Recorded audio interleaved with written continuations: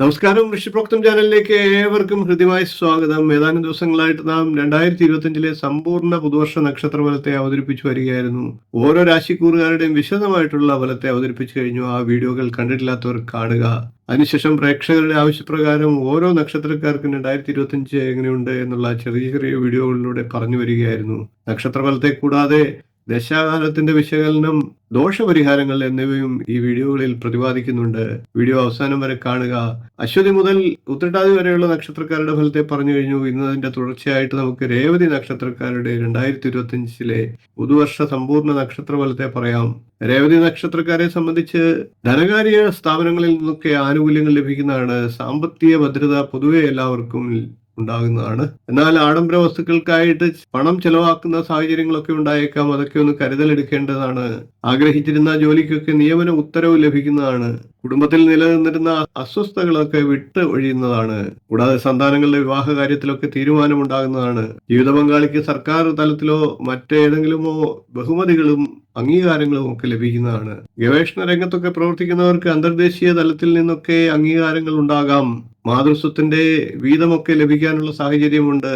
രേവതി നക്ഷത്രക്കാർക്ക് ആദ്യത്തെ ദശാകാലം ബുധദശാകാലമാണ്. ബുധദശ ആകെ 17 വർഷമാണ്. ഏകദേശം 10 വയസ്സുവരെ ബുധദശാകാലം ഉണ്ടായിരുന്നു എന്ന് കണക്കുകൂട്ടി നമുക്ക് ഒന്ന് ദശാകാലത്തെ വിലയിരുത്താം. അതിനുശേഷം 7 വർഷം കേതുർദശയാണ്. അതായത് 17 വയസ്സുവരെ കേതുർദശ. അതിനുശേഷം ശുക്രദശാകാലം ഏകദേശം 37 വയസ്സുവരെ ഉണ്ട്. ശുക്രദശാകാലം രേവതി നക്ഷത്രക്കാർക്ക് ഗുണദോഷ സമ്മിശ്രമാണ്. അതുകൊണ്ട് തന്നെ ദേവീക്ഷേത്രത്തിൽ ദർശനം നടത്തുക, നെയ്വിളക്ക് കൊളുത്തി പ്രാർത്ഥിക്കുക.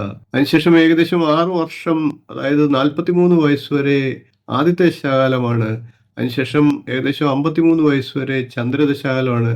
ചന്ദ്രദശാകാലവും രേവതി നക്ഷത്രക്കാർക്ക് അത്ര അനുകൂലമല്ല. അതുകൊണ്ട് തന്നെ ദുർഗാദേവി ക്ഷേത്രത്തിൽ ദർശനം നടത്തുക, അർച്ചന പോലുള്ള വഴിപാടുകൾ ചെയ്യുക.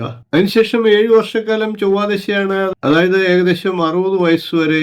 അതിനുശേഷം ഏകദേശം 78 വയസ്സുവരെ രാഹുർ ദശാകാലമാണ്. ഈ രാഹുർ ദശാകാലവും രേവതി നക്ഷത്രക്കാർക്ക് അനുകൂല ദശാകാലമല്ല. നിത്യം സർപ്പക്ഷേത്രങ്ങളിൽ ദർശനം നടത്തുക, സർപ്പങ്ങൾക്ക് നൂറും പാലും പാട്ടുപാടിക്കുക, അഭിഷേകം പോലെയുള്ള വഴിപാടുകളെ ചെയ്ത് ദോഷപരിഹാരത്തെ കാണുക.